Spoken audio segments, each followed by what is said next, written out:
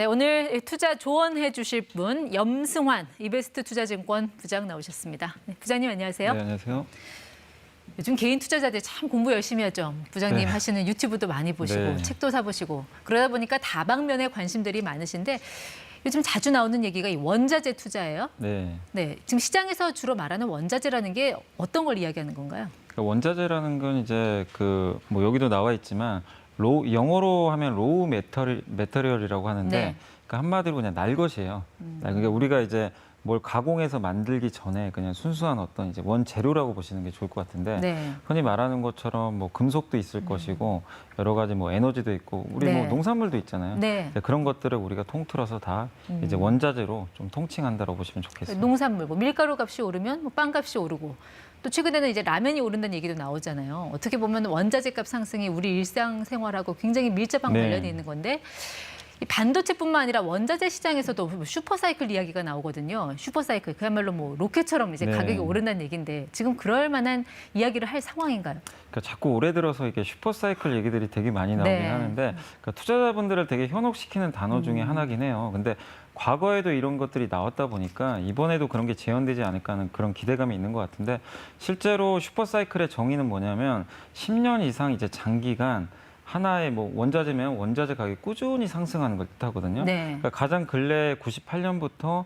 2008년도에 예전에 그 10년 동안 한번 슈퍼사이클이 온 적이 있습니다. 네. 그때 금이나 구리 가격이 7배나 올랐었거든요. 당시는 아시겠지만 중국이 엄청난 원자재 블랙홀이었죠. 네. 대규모 투자를 했잖아요. 그래서 최근에는 얼마나 올랐습니까? 최근에도 좀 오르긴 했지만 그때만큼은 아닙니다. 그러니까 최근에 뭐 구리 가격이 뭐 올랐다고 해도 한 80% 정도 오르긴 네. 했지만 근데 이거는 지금 1년 정도 오른 수치잖아요. 근데 당시에는 10년 동안의 긴 사이클. 그러니까 우리가 슈퍼 사이클이라고 하는 거는 단지 1, 2년 올랐다고 하는 게 아니라 적어도 10년 이상의 장기간의 사이클을 보는 건데 그 뒤에는 엄청난 또 수요가 있거든요. 네. 중국이라는. 근데 어쨌든 지금도 올 초에 골드만삭스라는 미국의 유명한 투자은행이 중국에 이제 투자라고 하면서 원자재 슈퍼사이클을 꺼냈어요. 네. 그러면서 지금 계속 그런 얘기가 나오고 있다고 보시는 게 좋을 것 같습니다.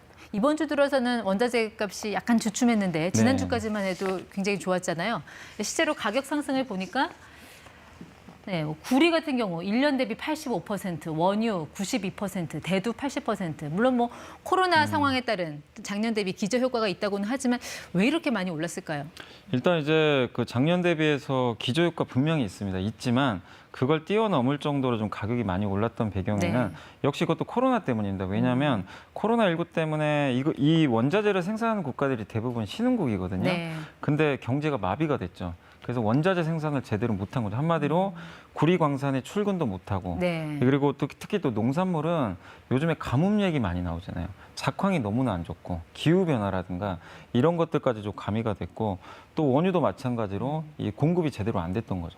그러니까 이런 것들이 코로나로 인해서 모든 것들이 다 이 파생이 된 건데 네. 한마디로 수요는 여전히 좋은 상태인데 저런 것들을 적시에 공급할 수 있는 공급이 제대로 안 됐다는 그러니까 한마디로 생산이 안 되면서 수요와 공급의 불일치가 발생하면서 결국에 가격이 이렇게 좀 예상했던 것보다 훨씬 가파르게 오르는 네. 그런 병목 현상이 원자재 시장에도 펼쳐진 게 가장 큰 원인이었던 것 같습니다. 투자자들이 이런 원자재 가격에 주목을 하는 거는 이 원자재 값이 시장과 또 우리 산업에 미치는 영향이 그만큼 크기 때문이잖아요. 네.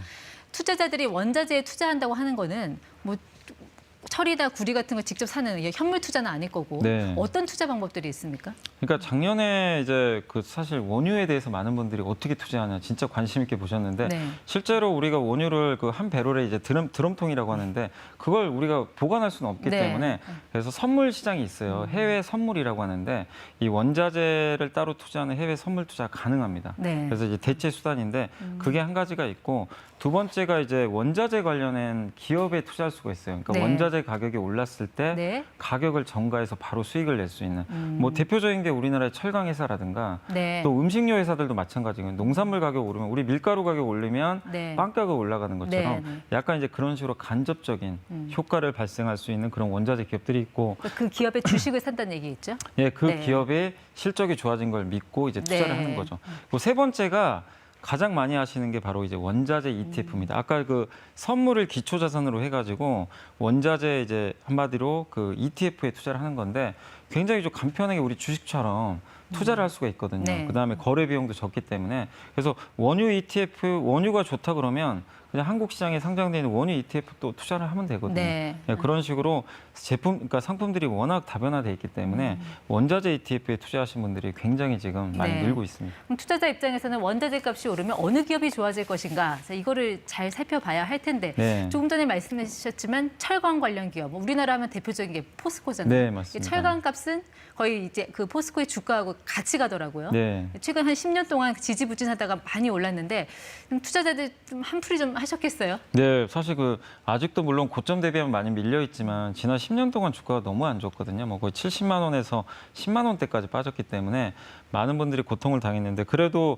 코로나19 저점 이후로 지금 이제 40만 원까지 올라올 정도로 주가가 좀 가파르게 좀 반등을 했는데 역시 마찬가지입니다. 철강석이 원재료잖아요. 원자재인데 철강석 가격이 올라가는 순간 이 철강 가격은 바로 상승을 네. 해버립니다. 그 가격 전가라고 하는데 그게 가능한 몇 안 되는 업종 중에 하나가 바로 철강 회사고 또 대표적인 게 구리 회사들도 있어요. 네. 구리 가공 업체라고 하는데 그 회사들도 구리 가격 올라가면 바로 가공을 해서 구리값을 올려버리거든요. 네. 그래서 그런 그 비철금속이라고 하는데 철강 비철금속 업체들이 원자재 인플레 이 상황에서 네. 가장 큰 수혜주로 부각돼서 주가도 많이 올랐습니다. 근데 우리나라는 대부분 기업들이 제조기업이라 이런 원자재를 사서 물건을 만드는 기업 입장에서는 네. 원자재 값이 오르면 이 기업의 오히려 수익이 떨어지는 좀 역효과가 나지 않을까? 네. 오히려 타격을 받는 업종도 있지 않을까? 그것도 봐야 되지 않을까요? 그러니까 우리나라는 대부분의 그 섹터가 원자재를 이렇게 수입해다 가공을 해서 제품을 만들잖아요.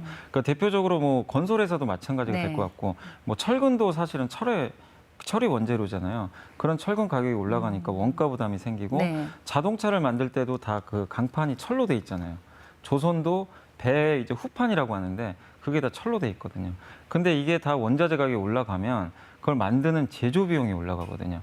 그러다 보니까 우리 한국이라든가 사실 네. 대만도 마찬가지고 제조업이 강한 나라들은 원자재 가격이 올라갈 때 네. 실제로 이익이 줄어드는 그런 현상들이 과거에 나왔기 때문에 이걸 마냥 지금 좋아할 수 없는 네. 그런 환경으로 좀 가고 있습니다. 구별해서 볼 필요가 네, 있다라는 말씀이신 것 같아요. 올해 화두가 된 물가 상승이라는 측면에서 보면 이런 식음료 업계 이쪽 주가는 좀 어떻게 보고 계세요?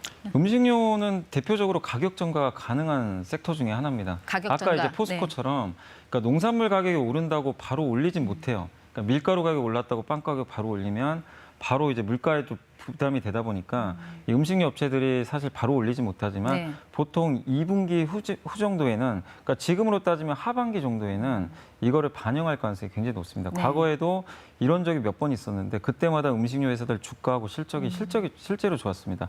근데 농산물 가격이 올라갔을 땐 당장 실적은 안 좋지만 올리는 시점에서는요 농산물 가격이 오히려 빠지는 경우가 있어요. 네. 그래서 마진이 벌어지는데 아시겠지만 우리 뭐 김치찌개 가격이라든가 이 네. 빵 가격은 절대 내려가진 않다 보니까 굉장히 좋은 흐름들이 과거에도 나왔던 것 같습니다. 세계 3대 투자자 중에 한 분이신 이 짐 로저스. 자, 이분 최근 한 언론과의 인터뷰에서 지금은 주식보다 원자재를 살 타이밍이다 이런 말씀을 하셨거든요. 네. 연 부장님도 이 로저스 말에 동의하시나요? 저는 지금이라면 저는 주식을 살 것 같습니다. 왜냐하면은 그러니까 원자재 가격이 앞으로 장기적으로 저로 오르는 데는 동의를 하거든요. 네. 경제가 성장하면 당연히 원재료 쓰임새가 많으니까 다만 지금 단기적으로 워낙 많이 올랐고요.